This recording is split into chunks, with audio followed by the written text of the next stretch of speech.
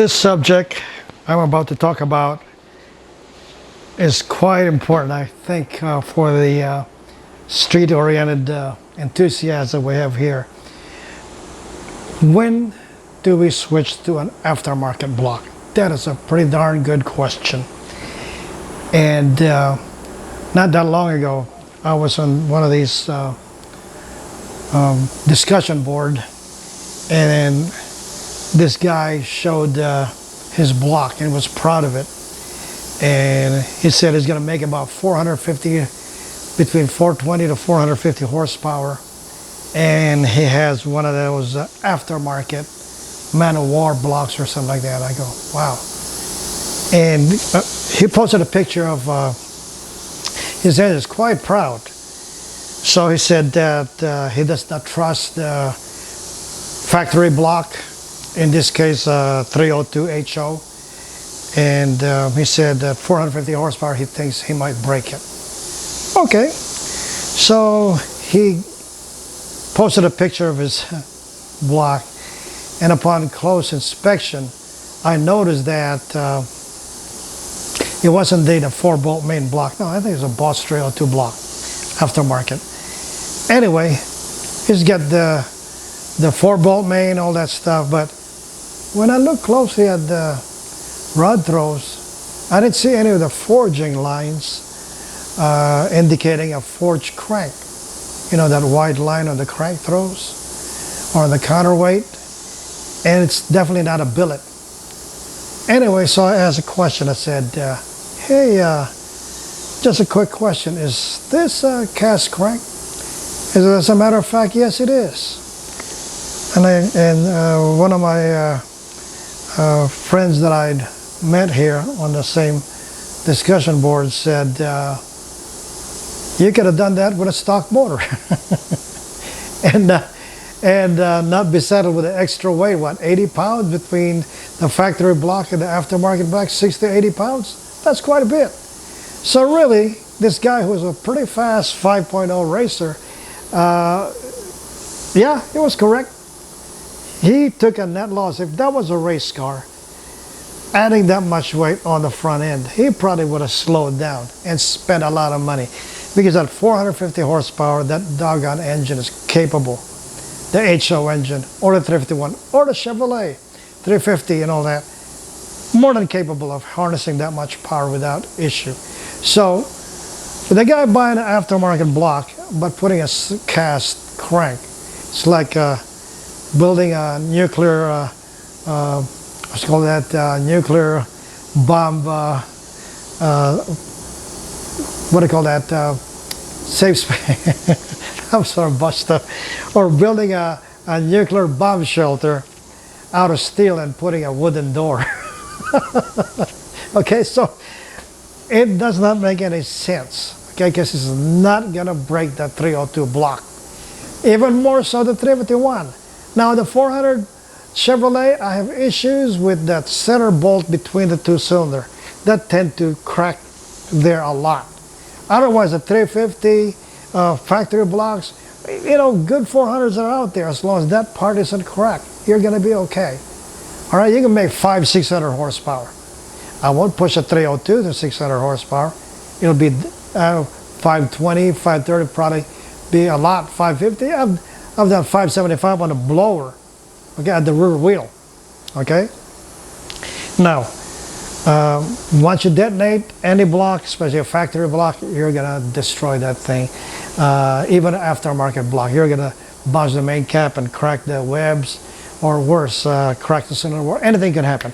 But anyway, what I'm trying to say here is, when you're looking at 400, 450 horse, I mean, if you got a thick wallet, sure, that's fine. You go ahead and buy it to your delight. But don't be surprised to say, hey, the front end is a little heavier now. Especially if you have a road race engine. Especially when you got 9 to 1, 9.5 to 1. You know, again, on my other video when I said, are we running high enough compression on the street? 9 to 1, don't even waste your time. Okay? It's a power, or like you're stepping back. Okay? 10.5, I think, is the minimum on the street. 11.5 to 1 with aluminum heads, you're great. I've run GT40s or the old on the street 11 to 1, the turbo castings, you know, that's old. The Chevrolet turbo angle plug turbo casting, I've run 11 to 1, 11.5 to 1 with a big enough cam or a healthy enough cam to soak up some of that compression on the street. It works just fine. All right. So again, just like here, let's switch to another subject. If the HO4s are 9 to 1, okay, and you go up against a GT40 cast iron head, and you have a bigger than normal aluminum head out there, so already the CC is pretty much the same, 62 to 64, but the cast iron head, like the GT40 or the old dark cast iron, retains the heat on very low compression engines. They will make more power.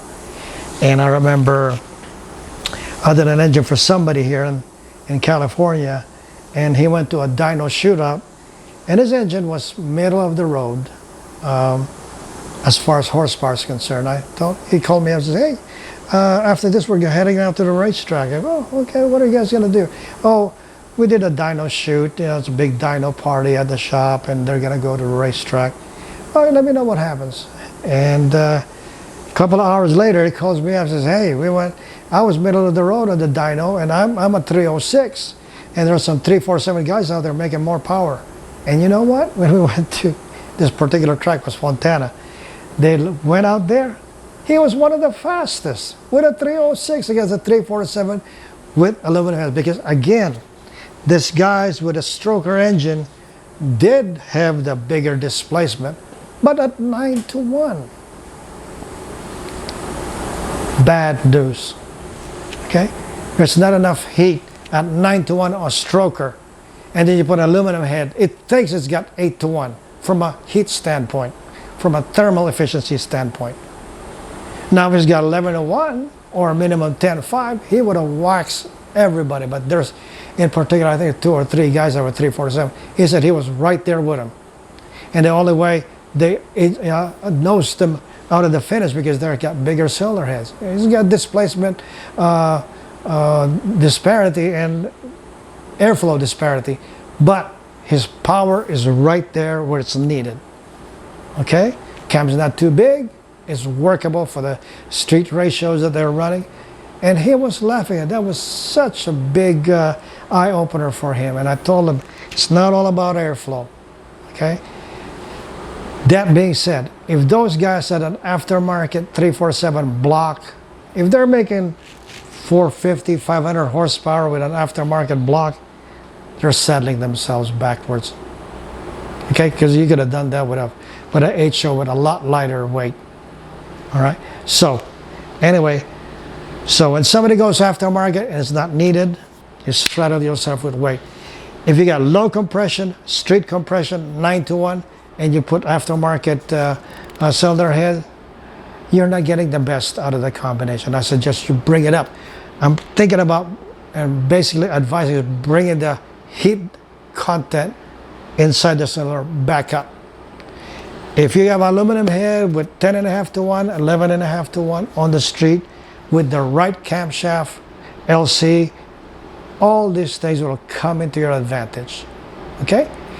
Like I said before, my best buddy Luke had an AC Cobra, and it was a 347 with 11.5 to 1. He raced his buddy with a 408.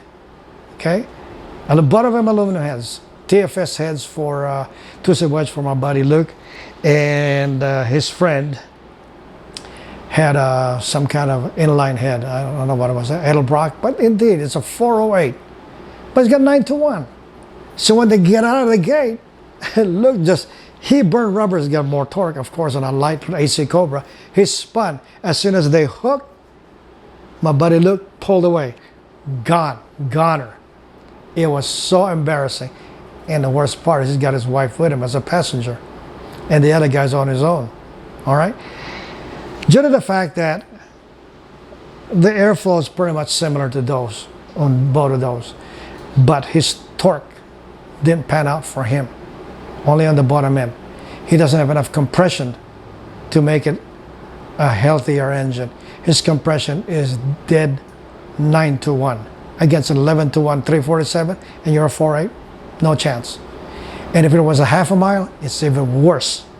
So like I'm saying here, match your combustion chamber, match your combustion chamber is the same basically, except you get one of those AFR 58cc or some of the TFS offerings. If you are in that planning stage, try to run as much compression as you can on the street. Take into consideration that the aluminum head might be disparate. Now, another example. Another friend, well, was a customer, De Los Santos, I forgot his first name.